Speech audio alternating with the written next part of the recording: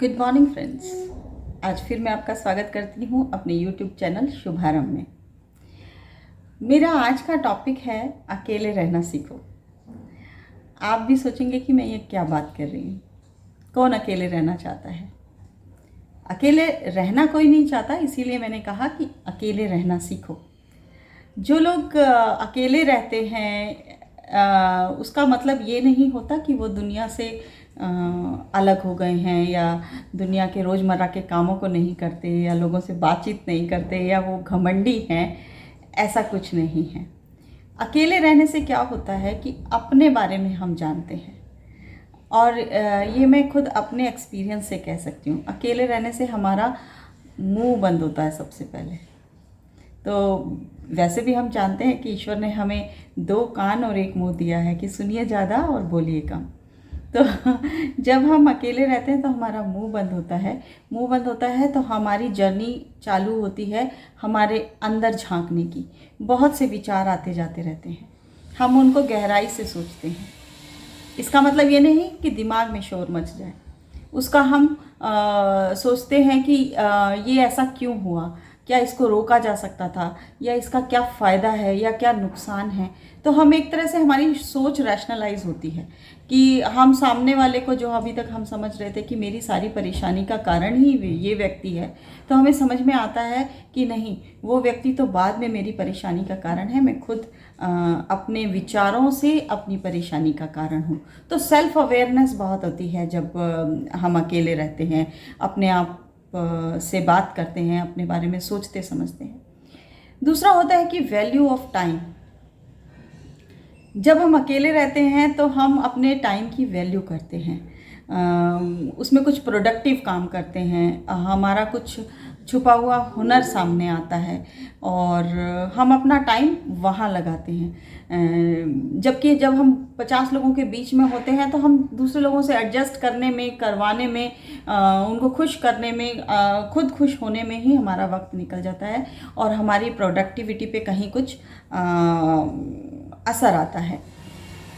दूसरी बात ये, और बात क्या होती है, जब हम अकेले रहते हैं तो हमारी विल पावर बढ़ती है। हमें क्या करना है, हम उसके बारे में बार बार सोचते हैं। हम बार बार सोचते हैं कि मुझे ये करना था, मैं फला परिस्थिति की वजह से वो नहीं कर पाई।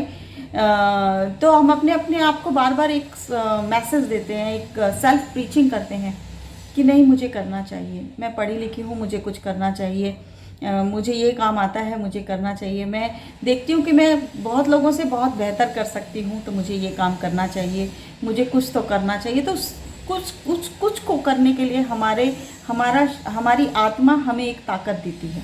हम अगर एक स्टेप आगे बढ़ाते हैं सोच के, तो काम अपने आप होता चला जाता है। और ये चीज़ तो मैं अपने खुद के अनुभव से भी आपको कह सकती हूँ।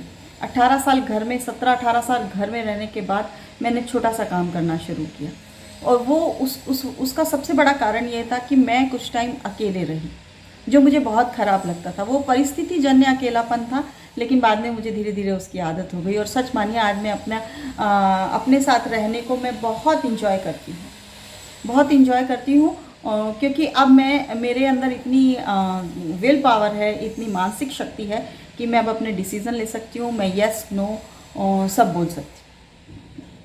फिर आती है बात कि जब हम अकेले रहते हैं तो हमारा दिमाग खुलता है। हमारा दिमाग खुलने का मतलब ये नहीं कि पहले हम मूर्ख थे, अकेले रह के ही कोई ब्रह्म ज्ञान प्राप्त हुआ है।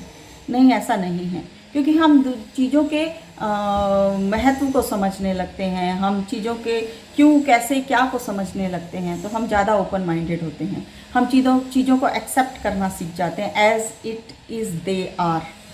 तो लाइफ बहुत ईजी हो जाती है। उसके अलावा हमारा जब हम अकेले रहते हैं तो हमें समझ में आता है कि हमारी बाउंड्रीज़ क्या हैं, हमें कहाँ तक जाना है और कहाँ रुकना है।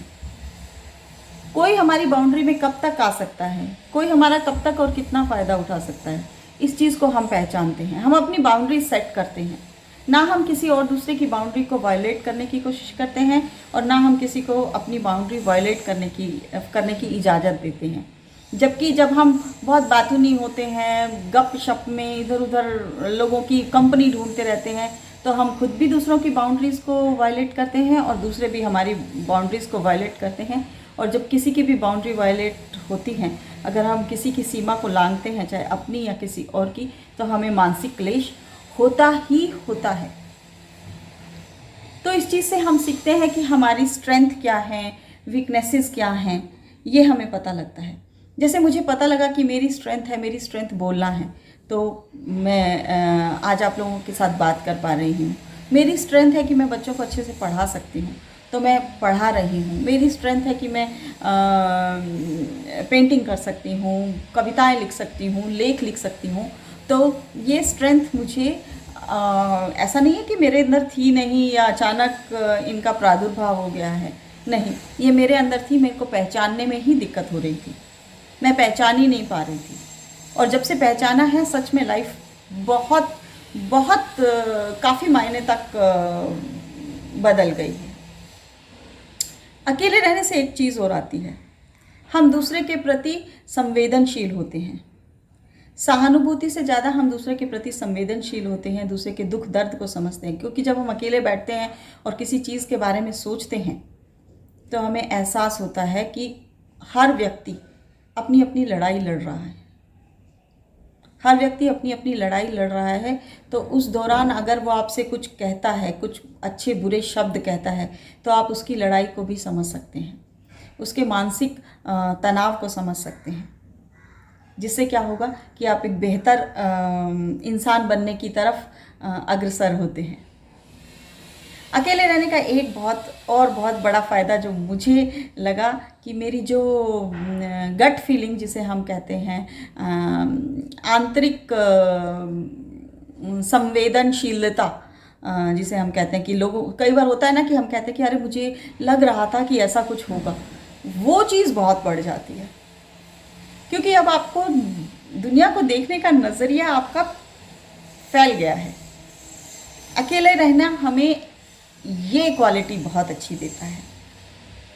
कौन हमसे खुल के बात कर रहा है, कौन हमसे कुछ छुपा रहा है, कौन झूठ बोल रहा है, मतलब मुझे तो एकदम क्लियर नज़र आने लग गया। अकॉर्डिंगली आप बिहेव कीजिए। अगर आपको कोई लगता है कि आप सीधी बात करते हैं और आपको कोई घुमा फिरा के बात कर रहा है, समझ लीजिए कि वो झूठ बोल रहा है। ये गट फीलिंग आपको जब आप अकेले रहते हैं, चीज़ों को समझते हैं, तब आती है। और ये मेरे ख्याल से बहुत ही बेहतरीन हथियार है अच्छी ज़िंदगी जीने के लिए। हथियार नहीं, फूल कहूँगी। और फिर उसके बाद आता है कि जब हम अकेले रहते हैं तो हमारे अंदर से कोडिपेंडेंसी ख़त्म हो जाती है कि ओहो कोई आएगा, मुझे खुश करेगा, मुझे मूवी लेके जाएगा, मुझे गार्डन में घुमाएगा, मेरे लिए खाना बनाएगा। या नहीं, आप अकेले हैं, आपको समझ में आती है, आपकी स्ट्रेंथ और वीकनेसेस जब समझ में आ जाती है, तो आप क्या कहते हैं, सेल्फ सफिशिएंट हो जाते हैं, आत्मनिर्भर हो जाते हैं। आपकी कोडिपेंडेंसी ख़त्म होती है। अकेले हैं, सब्जी लानी है, चले गए। अकेले हैं, मेड नहीं आई, आपने काम कर लिया। अकेले हैं, किताब पढ़ ली। अकेले हैं, पेंटिंग कर ली। अकेले हैं, गाना गुनगुना लिया, घर की सफाई कर ली, कोई और काम कर लिया। कुछ नहीं तो एक कप चाय बनाकर बालकनी में बैठकर मज़े ले लिए नज़ारों को देखते हुए। कभी कभी विचार शून्य होना भी बहुत अच्छा होता है, और उसके लिए तो आपको अकेले होना पड़ेगा। विचार शून्य होने से ज़्यादा मेडिटेटिव कोई चीज़ नहीं है। और ये मेडिटेशन आपके अंदर बहुत बेहतर रिज़ल्ट लेके आता है। ये सब चीज़ें मैं अपने एक्सपीरियंस के साथ बता रही हूँ। और जब आप अकेले होते हैं तो आप में एक चीज़ और आती है, आप काइंड बनते हैं।